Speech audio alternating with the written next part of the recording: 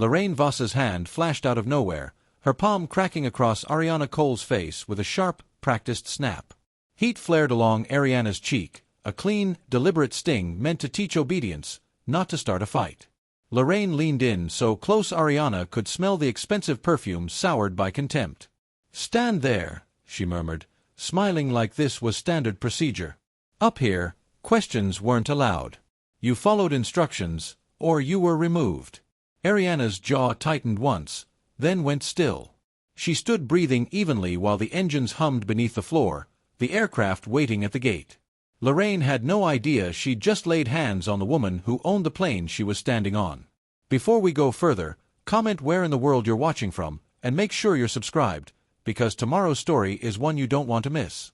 A few hours earlier, Ariana Cole stood in the first-class boarding line at Gate C-17, her designer briefcase held close. The late afternoon sun poured through the terminal windows, casting long shadows across the patterned carpet. Passengers ahead of her moved smoothly through boarding, greeted with practiced smiles and almost mechanical cheer. Then it was her turn. The instant Lorraine Voss saw her, something in the flight attendant's expression shifted, an almost invisible tightening around the eyes, a slight straightening of her spine. "Good afternoon," Lorraine said, her voice dripping artificial sweetness. "I'll need to verify you're in the correct boarding zone." Ariana extended her first-class boarding pass, Seat 2A. Lorraine made a show of examining it, holding the pass up to the light as if checking for counterfeits. At the same time, she waved other first-class passengers past with barely a glance at their tickets. "I'll also need to see your ID," Lorraine announced, loud enough that nearby passengers turned to look. Ariana kept her composure as she retrieved her driver's license. The weight of curious eyes pressed against her back, exactly the attention Lorraine wanted. She'd been through this routine before. The performance of procedure, weaponized as humiliation. "Is there a problem?" Tessa Mullery glided over, her purser's wings gleaming under the fluorescent lights. Her tone was polite, but her gaze went straight to Lorraine, not Ariana. "Just following protocol," Lorraine replied with exaggerated patience. "Making sure everything's in order." Tessa turned to Ariana with a professional smile that didn't quite touch her eyes. "We just want to keep things calm up here. I'm sure you understand." "Of course," Ariana said evenly. Her voice hadn't risen once. She hadn't shown the slightest hint of agitation. "I always understand." After what felt like minutes but was probably 30 seconds, Lorraine finally handed back Ariana's documents. "Everything appears to be adequate." The pause before the last word was deliberate. Ariana moved past them into the jet bridge, her heels clicking steadily on the floor. She could feel their eyes on her back, cataloging her tailored suit, the subtle jewelry, the perfectly styled hair. Looking for any excuse to justify their treatment. The first-class cabin gleamed with soft leather and polished wood. Ariana found Seat 2A by the window and settled in with practiced efficiency. As other passengers trickled past, she slipped her phone from her purse and, with small precise motions, opened the recording app. Lorraine's greeting pattern told its own story. "Welcome aboard, 1A. So lovely to see you again." "Good to have you back, 1C." But when she reached Ariana's row, there was only a pointed silence, her gaze sliding past as if the seat were empty. The pre-departure drinks followed. Lorraine moved down the aisle with polished grace, offering champagne and water, calling regulars by name. "Your usual, Mr. Peterson. Fresh lime, just how you like it, Mrs. Davidson." She skipped Ariana's row entirely. When Ariana raised her hand, Lorraine brushed past as if she didn't exist. The flight attendant's shoulder clipped Ariana's, not enough to spill anything, but a deliberate contact. "Oh, I do apologize," Lorraine cooed, voice honeyed with insincerity. She still didn't ask for Ariana's drink order. Ariana sat straight in her seat, neither shrinking away nor rising to the bait. Her phone stayed angled discreetly, recording each interaction, each omission, every small cruelty wrapped in plausible deniability. The pre-flight rituals continued. Jackets were hung with care, except for the stretch of time when Lorraine somehow didn't notice Ariana's outstretched garment bag. Newspapers and amenity kits appeared selectively. Questions from other passengers were answered with warm professionalism, while Ariana's raised hand might as well have been invisible. Ariana remained composed. She'd learned long ago that reaction was what they wanted, any excuse to label her difficult, aggressive, or disruptive. So instead, she documented every slight, every accident, every coded comment. The cabin door swung shut with a heavy thunk. As Lorraine passed Ariana's seat once more, she muttered just loudly enough for the phone's microphone. Some seats aren't meant to be shared. Ariana's finger stayed steady on the record button. Her expression didn't flicker. Inside, a familiar heat built, not the shame they intended, but the slow burn of resolve. The cabin settled into pre-takeoff quiet. Passengers buried themselves in phones, tablets, and magazines. First class hummed with soft privilege and quiet entitlement, the unspoken assumption that some spaces belonged to some people more than others. Ariana felt those unspoken rules pressing against her skin, the same way they had in boardrooms and private lounges all over the world. But she didn't avoid Lorraine's gaze as the flight attendant passed again. She didn't make herself smaller. She didn't curve her shoulders or soften her voice. She had earned her seat, this one, and every other seat where people like Lorraine believed she didn't belong. Her phone kept recording, capturing the subtle symphony of exclusion playing out in premium cabin service. Each moment was another data point. Each interaction, another piece of evidence. Ariana knew from experience, power rarely yielded to anger. It yielded to evidence. To something undeniable. The plane eased away from gate C-17, engines slowly rising in pitch. Through the window, ground crew shrank to tiny figures against the tarmac. Inside, Lorraine launched into her performance. "Good evening, everyone. Welcome aboard our premium service to Chicago." Her voice dripped with honeyed warmth as she moved down the aisle. "We'll begin with our signature cocktail service momentarily." Ariana watched Lorraine at work. Every gesture was polished, every expression calibrated. "Mr. Davidson, your usual Manhattan? Mrs. Peterson, still the pomegranate martini?" The service cart stopped at every row, except 2A. Lorraine's eyes skipped over Ariana's seat as if the cushion were empty, gliding from 1C directly to 2C, then on. Ice clinked in crystal glasses. Low conversation murmured. The scent of citrus and spirits filled the cabin. 10 minutes passed. Ariana's table remained bare while others sipped their drinks. Her phone stayed on, capturing the pattern as it repeated. Lorraine came through again with refills, topping off glasses and chatting comfortably. Once more, she managed to serve everyone but Ariana. This time, she lingered at row 2, leaning toward the passenger across the aisle. Her voice dropped to a conspiratorial stage whisper. "Some people think sneaking upgrades means they deserve the same service," she said, just loud enough for nearby rows. "But we know better, don't we?" Ariana's grip tightened slightly on her phone. "Excuse me," Ariana said, voice calm and professional. "I haven't received any service yet. Could I please order a drink?" Tessa appeared almost instantly, as if she'd been waiting for this exact moment. "Is everything all right here?" she asked, addressing Lorraine, not Ariana. "I thought I heard raised voices." "I simply requested beverage service," Ariana replied evenly. "My voice wasn't raised." Tessa's expression shifted into practiced concern. "Ma'am, your tone is making other passengers uncomfortable." She made a vague gesture toward the cabin. No one had actually complained. "We want everyone to have a pleasant flight." Lorraine seized her chance. "Your tray table needs to be at exactly 90 degrees, she announced, reaching across to adjust Ariana's already properly positioned table. "It's a safety requirement." Ariana glanced around. Several tray tables sat at different angles. No one else was being corrected. "And those headphones," Lorraine continued, though Ariana's headphones lay unused by her side. "The volume needs to be monitored. We've had complaints." "I haven't used them yet," Ariana said quietly. "Could you please show me the specific policies you're referring to?" "Oh, and no recording of crew areas," Lorraine added, ignoring the question. "That's a federal regulation." She leaned into Ariana's space, one hand braced on the headrest, perfume heavy in the recycled air. "We take security very seriously up here." Several other passengers had their phones out, some openly filming the sunset through windows that clearly revealed crew movement areas. Lorraine didn't spare them a glance.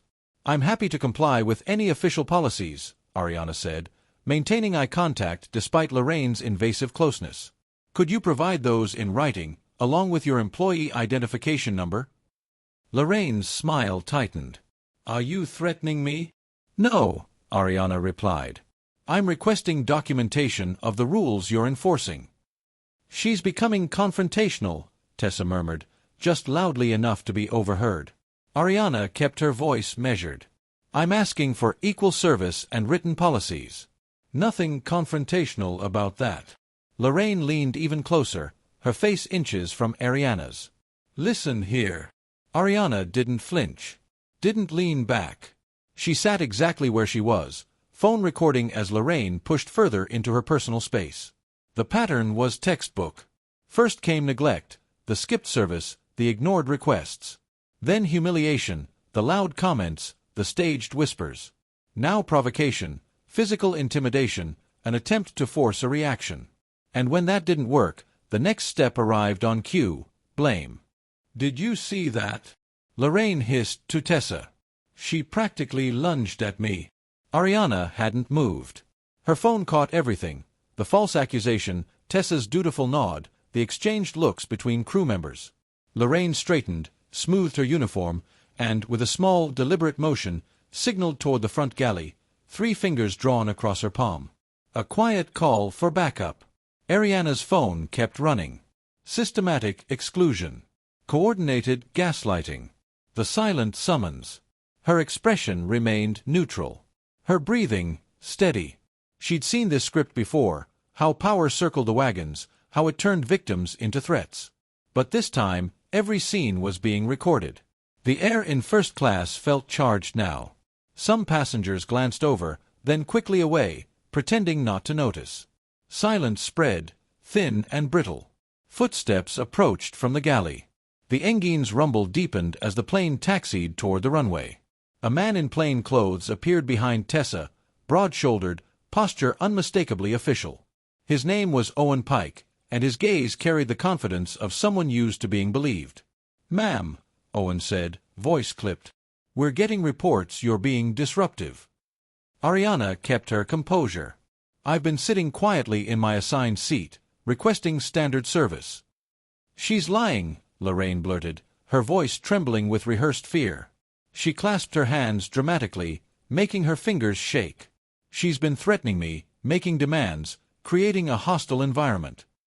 Owen subtly shifted his body toward Lorraine, protective instinct already engaged. "Multiple crew members have expressed concerns about your behavior," he said. "I have recordings of all our interactions," Ariana answered. "I'm happy to share them with your supervisor." "The filming is part of the problem," Tessa cut in, her tone soaked in fake concern. "Recording crew members creates a hostile work environment. It makes everyone uncomfortable." 2 rows ahead, a businessman was still casually filming the sunset, catching several flight attendants in frame. No one stopped him. "Could you please cite the specific regulation prohibiting passengers from recording?" Ariana asked. "And I'll need your badge number as well, Officer Pike." "That's not necessary," Owen said, jaw tightening. "What's necessary is your compliance with crew instructions. Hand over your phone for the duration of the flight." "For everyone's safety," Tessa added smoothly. A middle-aged man in 3C shifted, then muttered just loud enough, "Just cooperate. Stop making trouble." Lorraine straightened, emboldened by the comment. She stepped closer, looming over Ariana again. "You heard the air marshal," Lorraine said quietly. "Or do you think you're above the rules? That you can just walk in here and do whatever you want?" "I'm following all posted regulations," Ariana replied, maintaining eye contact. "I'll gladly comply with any documented safety protocol." "Your attitude is the problem," Lorraine hissed.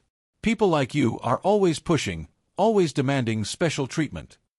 "I'm requesting equal treatment," Ariana corrected. "And documentation of the rules you're selectively enforcing." Owen moved closer, hand extended. "The phone." "No. Not without proper documentation and your badge number," Ariana said, voice steady despite the pressure closing in. Lorraine's eyes flashed. She leaned in, her words barely above a whisper. "You think you're clever with your little recording? That you belong up here with your demands and your attitude?" The tension thickened.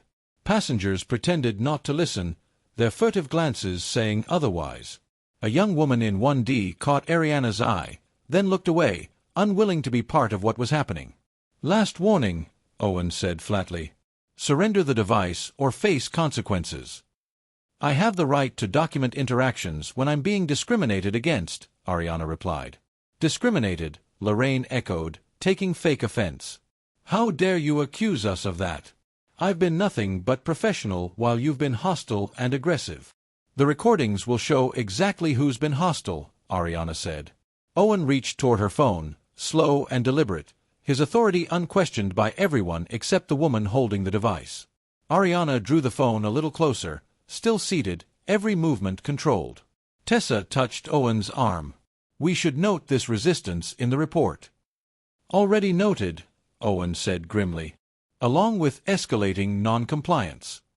2 rows behind, the businessman kept filming the window, undisturbed.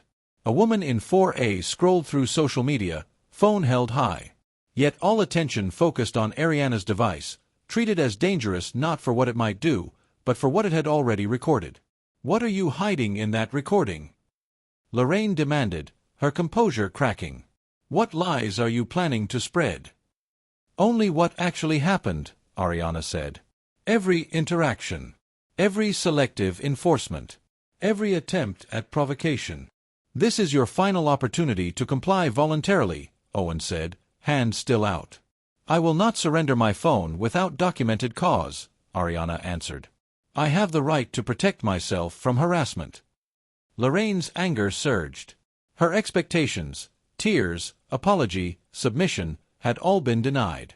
Instead of the usual quick collapse, she'd run headfirst into calm resistance and a live recording. Her practiced smile fell away. The slap shattered the air like a gunshot. Lorraine's hand cracked across Ariana's face, jerking her head sideways. A collective gasp rippled through the cabin. Somewhere, a fork clattered against china, the clink unnaturally loud in the quiet that followed.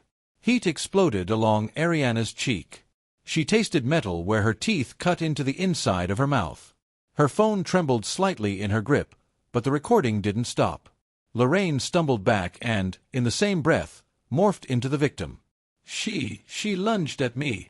Lorraine's voice shook with manufactured panic. "Did everyone see that? She tried to attack me."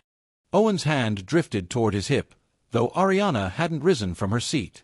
Tessa rushed to Lorraine's side, placing herself like a shield.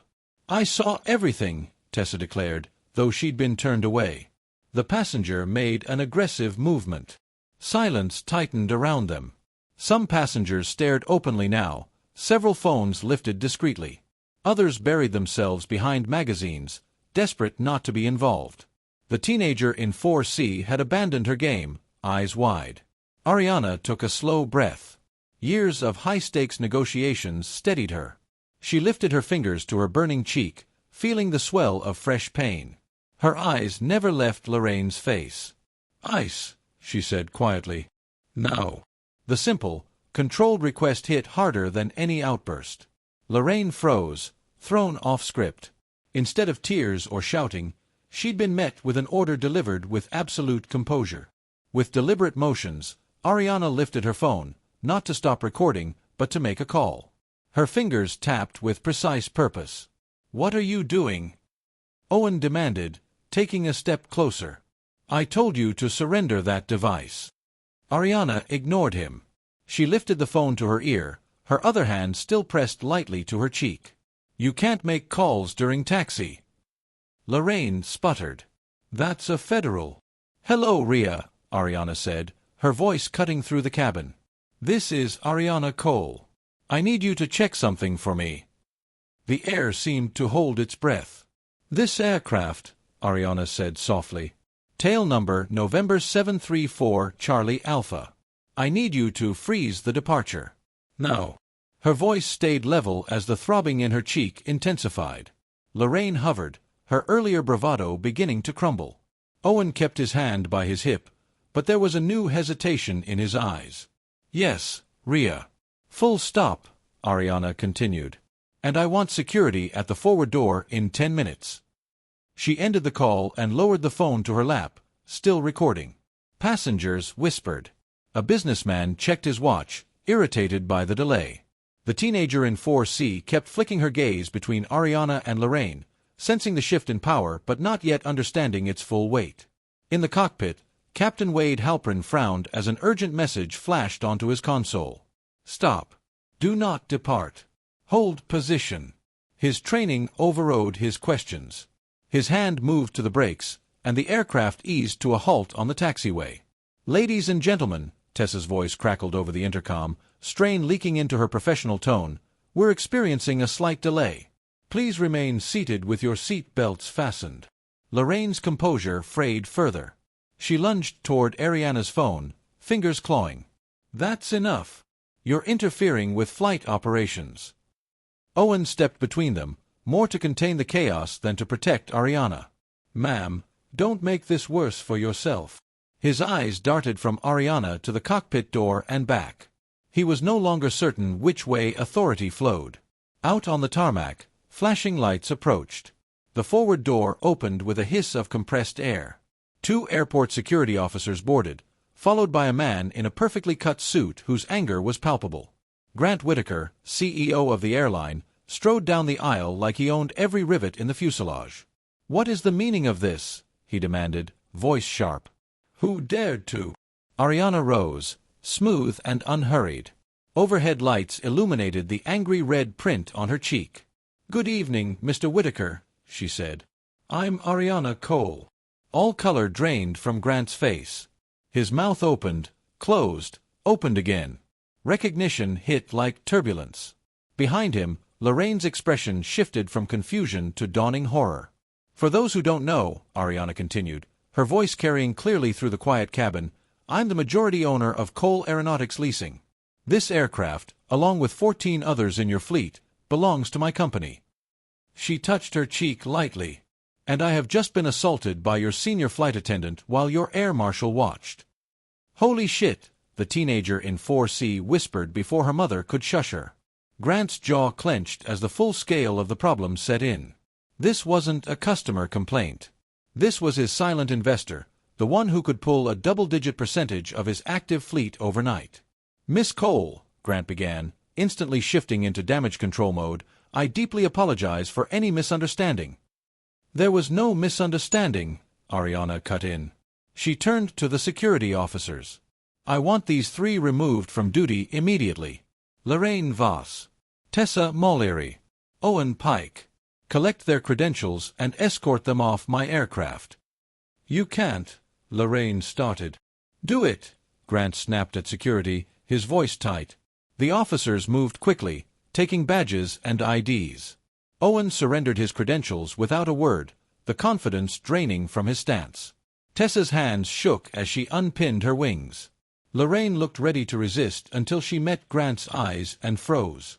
Captain, Ariana called toward the cockpit, this flight is delayed until I determine otherwise.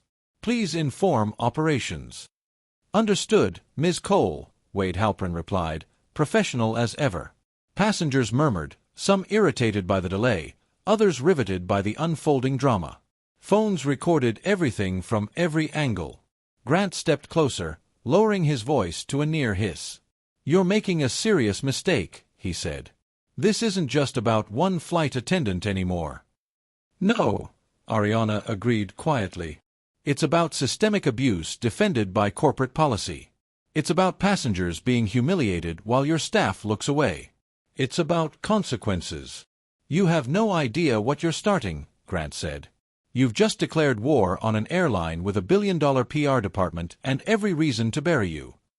Ariana met his gaze steadily, her phone still recording.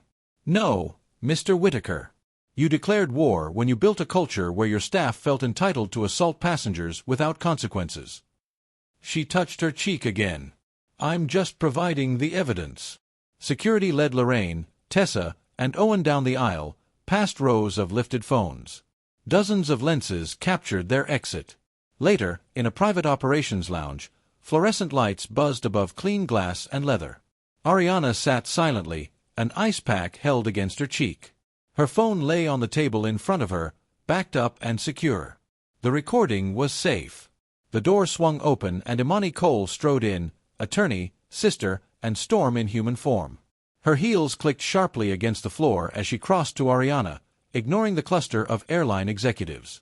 "Let me see," Imani said, gently turning Ariana's face toward the light. Her eyes hardened. "Photos already taken." "Medical report on the way," Ariana said.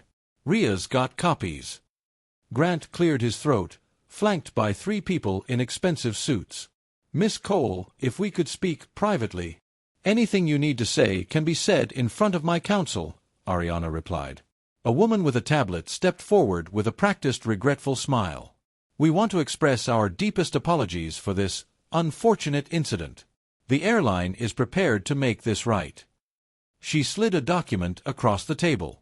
"A private apology from Mr. Whitaker. Full compensation for any distress. And, of course, a standard confidentiality agreement." Imani picked up the paper, eyes widening slightly at the amount. "That's quite an offer for an unfortunate incident." "It's hush money," Ariana said plainly. "The answer is no." "Ms. Cole," Grant begged. "You mean your stock price?" Ariana asked. "Or the number of jobs you'll claim are at risk if I don't cooperate?" "Jobs that could be affected by hasty actions," Grant pressed. "Thousands of families." "Don't you dare," Ariana cut in. "Don't hide behind your workers while you protect an abusive system." A soft knock interrupted him. A gray-haired woman entered, the same passenger from 3F. She wore sensible shoes and carried a worn notebook. "Excuse me," she said. "Ms. Cole, could I have a moment?" Grant's legal team moved to block her, but Ariana gestured for her to come closer. "Please." The woman placed a business card on the table. "I'm Ruth Delgado. I was in 3F. I saw everything, from the initial check at the gate to the slap. 23 years as a labor investigator taught me to take good notes." She tapped her notebook. "Times. Names. Exact quotes. I'll testify." "Ma'am, this is a private," one of the lawyers began. "Yes," Ruth said calmly. "And I am a private citizen who witnessed assault and discrimination. If you'd rather, I can share my notes with the press." The room tightened. "Ms. Delgado," Grant tried, "I'm sure we can." "My concern," Ruth interrupted, "is that I've watched this pattern for decades. The victim gets isolated, pressured, bought. Their dignity packaged into an NDA." She looked directly at Ariana. "Don't let them bury this." Captain Wade Halprin appeared next, still in uniform. "Ms. Cole, the aircraft is secure. All logs preserved." He shifted, uncomfortable. "Though I've already had calls from operations about procedural reviews." "They're moving fast," Imani murmured. "Ria," Ariana called toward the door. "Secure all crew rosters, onboard reports, and communication logs before they can be updated. Full chain of custody." Ria nodded and stepped out, phone already in hand. "This isn't necessary," Grant insisted. "We can find a solution that works for everyone." "You mean works for you," Ariana said. "This isn't just about one flight attendant or one CEO. It's about every passenger who's been humiliated, every worker forced to enable abuse, every incident buried under confidentiality." "Our airline takes all allegations seriously," the PR woman said quickly. "Then you won't mind if I do the same," Ariana replied. "Publicly." Grant's mask slipped. "You're making a mistake. This won't end well." "It already didn't end well," Imani snapped. "The moment your employee decided my sister didn't belong in first class." Ruth stood by, a living reminder that not all witnesses disappeared. Wade lingered near the door, caught between company loyalty and personal conscience. The legal team shuffled their scripts, already failing. Ariana rose, Imani beside her. Handing the melting ice pack back to the PR rep, she said, "Thank you for your offer." "I decline." "Ms. Cole," Grant called as she reached the door, "some battles aren't worth fighting. Think carefully." Ariana paused, the tender skin of her cheek still throbbing. "That's exactly why they need to be fought," she said. She left the lounge with Imani, Ruth's card in her pocket, and her phone's evidence backed up in multiple locations. Grant watched her go, his reflection ghosted in the glass as night crept over the city. Later, in Ariana's hotel suite, the glow from the city outside flickered against the walls. Imani sat cross-legged on the sofa, laptop open, while Ariana methodically created encrypted backups of her recordings. "They're moving faster than I expected," Imani said, scrolling. "Social media's on fire." "How bad?" Ariana asked. "Bad enough." Imani turned her screen. An internal company bulletin, marked confidential, had already, mysteriously, found its way to several aviation blogs. Incident report, Flight 237. Subject, passenger removal, safety concern. Primary reporting officer, Air Marshal Owen Pike. Supporting statements, Senior FAL, Voss, Purser T, Mulleary. Passenger exhibited signs of intoxication at boarding. Became combative when asked to verify seating assignment. Made threatening statements to crew. Attempted to film security-sensitive areas. Used position of influence to interfere with flight operations. "They're painting quite a story," Ariana said, voice controlled. "It gets worse." Imani opened another tab. So-called aviation experts who weren't anywhere near the flight are already weighing in. Comments scrolled. Sources say she'd been drinking in the lounge. Typical entitled behavior. Threatening the crew is never acceptable. Using her company to bully workers. Another notification popped up, an emergency investor meeting called by Grant. The message from Harrison Wells, head of risk, was blunt. "Grant calling emergency investor meeting tomorrow. Need you to de-escalate before this affects contracts. They're trying to make you toxic before the truth lands," Imani said. "Classic play." "They're betting that if they smear me hard enough, the recording won't matter," Ariana replied, saving another backup. "Then we respond strategically," Imani said. "Controlled releases. No emotional outbursts. Just facts that tear their narrative apart piece by piece." "No reaction," Ariana agreed. "Just truth." A message popped up from Ruth. Airline rep just called. Offered premium travel benefits and stressed importance of passenger privacy. Told them I don't need vouchers to tell the truth. Watch your back. They're sanitizing everything they can. "She's sharp," Imani said. "Most people would fold for first-class upgrades and a gift card." "Most people haven't spent decades watching this pattern," Ariana replied, forwarding Ruth's message to their documentation. News sites were already carrying headlines. "Power play at 30,000 feet. Investor threatens airline crew." The article showed an old photo of Ariana at a conference, carefully chosen at an angle that made her look severe, almost predatory. "They're flipping it," Imani said. "You're the aggressor. Lorraine's the victim. Grant's the noble protector of his team." "And the complaints about Lorraine?" Ariana asked, opening her email. 3 different flight attendants say they filed HR reports about her behavior. "None went anywhere." "Document it all," Imani said. "Names, dates, patterns." The TV on the wall lit up with Grant's face, calm and composed. Imani muted it, reading the caption. "We take all passenger concerns seriously," Grant's lips were saying, "but we also have strict protocols about filming crew members and interfering with flight operations. Our first priority is always safety." "He's good," Imani said. "Safety. Protecting his people. Framing you as a security threat, without saying it outright." "He's had a lot of practice," Ariana said. "I wonder how many other stories he's buried under words like protocol and safety." Another message from Ruth appeared, screenshots of airline employees discovering her social media and flooding her inbox. Some supportive. Many not. "They found her fast," Ruth wrote. "Pressure building." "Tomorrow, we go on record," Ariana said quietly. "On our terms." "They'll try to drown you in noise," Imani warned. "Let them try," Ariana replied. "Some things are too clear to blur." The next morning, Cole Aeronautics' executive floor glowed with natural light as Ariana approached the boardroom. Rhea fell into step beside her, a thick folder of security reports in her arms. "They're all here," Rhea said. including Bradford.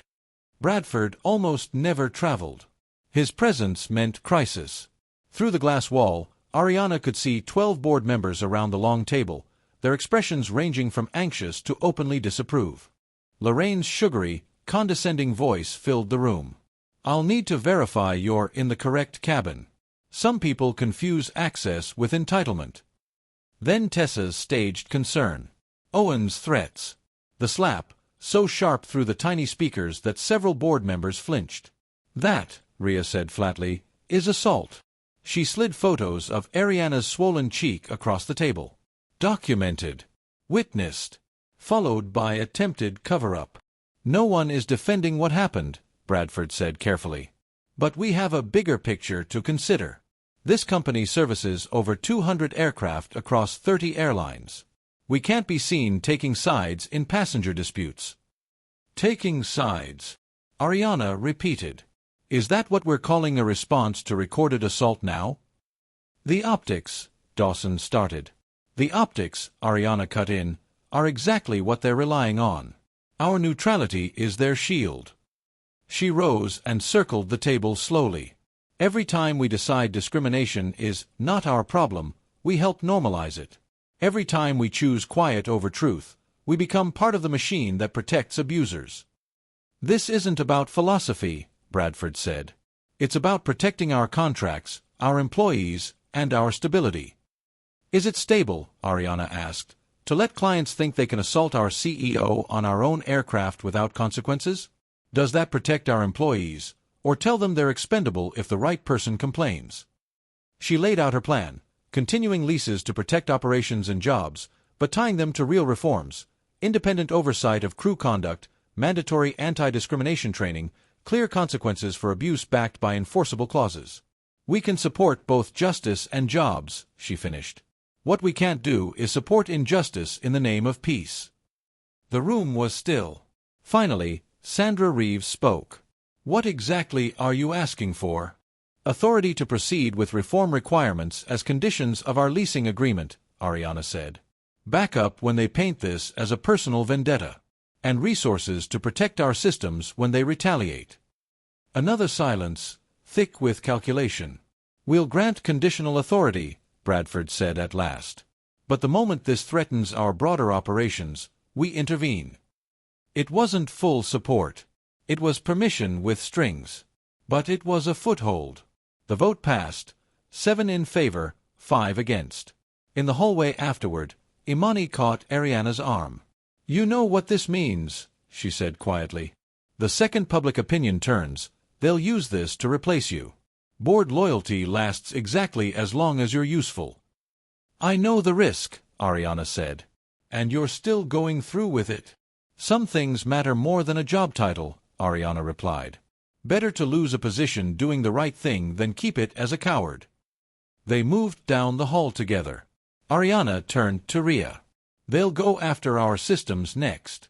Expect audits, surprise inspections, hacking attempts, you name it." "Already deploying countermeasures," Rhea said. "They'll find us clean, and they won't find us unprepared." In a maintenance hangar later that day, the sharp smell of fuel and metal filled the air. A wall-mounted TV in the break area ran a muted loop of Grant's crisis interviews. "Billionaire investor threatens thousands of jobs. Personal vendetta puts airline at risk." "They've been playing that all morning," Hector said, nodding toward the screen. A couple of mechanics shot Ariana dark looks before turning back to their work. "How many people on this shift?" Ariana asked quietly. "About 60 in maintenance alone," Hector said. 3 shifts. Plus support. Close to 200 families tied to this hangar." A young mechanic with "Martin" on his name tag approached, nervous. "Miss Cole," he asked, "is it true you're pulling our planes?" Before Ariana could answer, someone else called out, "My sister's got 3 kids. This job's all she's got." Heads turned. Tools stilled. Fear hung in the air. Fear Grant had deliberately stoked. "I'm not here to destroy your livelihoods," Ariana said, making sure her voice carried. "I'm here because your leadership thinks they can abuse passengers, threaten workers, and then use your jobs as shields." "Easy to say when you're worth millions," someone muttered. You're right, Ariana said. I have resources now. But I grew up watching my mother work 2 jobs to keep us afloat. I know what it feels like when the rent depends on someone else's decisions. Hector stepped in. The company's using your fear. They want you angry at her, not at the structure that put you in this position. Financing falls through, we're all out, an older mechanic said. That's just reality. Let me be very clear, Ariana said, taking a step closer. The planes stay. The jobs stay. But the people at the top who built and protected this culture, they go. She outlined the plan: preserve leases, demand leadership changes, implement independent oversight, build protections that actually worked. And how do we know you'll keep that promise? Martin asked. Because I'm putting it in writing, Ariana said. Legal guarantees. Not handshakes. Hector nodded. She's already looped in the union. The protections are real. Silence stretched. In the back, an older mechanic finally spoke. Last night, he said, I saw Thompson from corporate down here, asking about camera footage from that flight. Said it needed to disappear for maintenance. Ariana's pulse quickened. Did you see what happened to it? I don't want to know, the man said, looking around nervously. I've got kids in college.